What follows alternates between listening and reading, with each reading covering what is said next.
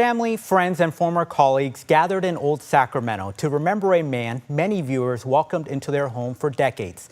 Legendary anchor Dick Cable spent nearly 30 years behind the desk at News 10, now ABC 10, becoming one of the most trusted voices in Northern California television news.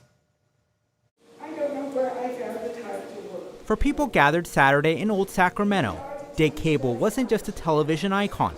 He was a mentor, a friend, and the heartbeat of a newsroom generations grew up watching. Dick was like the leader of the newsroom. He's kind of like the Walter Cronkite of Northern California. People really trusted him. Dick was really a great guy to work with, and he was so clever and he was so witty. Seems hard to believe that just one tiny insect could have the entire state government and the San Joaquin Valley in an uproar. Cable arrived at Channel 10 in 1969 and spent nearly 3 decades guiding viewers through some of Northern California's biggest moments, from floods and protests to the Loma Prieta earthquake in 1989. Well, ladies and gentlemen, we are going through an earthquake at this very moment, an earthquake that has been rattling this studio and shaking the lights above us for almost a full minute now. And I can tell you, in almost 21 years here and a couple of quakes, I've never been in one that's shaken us like this. It's a frightening feeling. Through it all, colleagues say Cable stayed calm, steady, and trusted.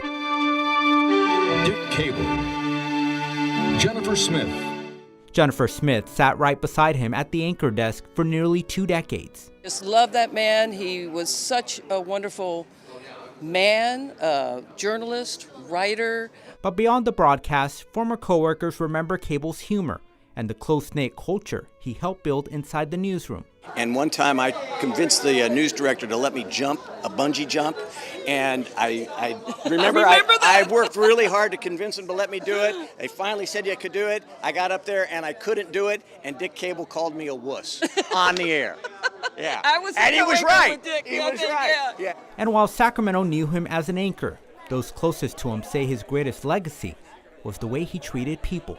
Just a legend in our minds, and I think for Sacramento. Yeah. And the ABC 10 newsroom is named after Cable. And even after retiring from News 10, Dick Cable stayed deeply involved in the community. Earlier this week, he was honored at Safetyville, USA for his work in child abuse prevention.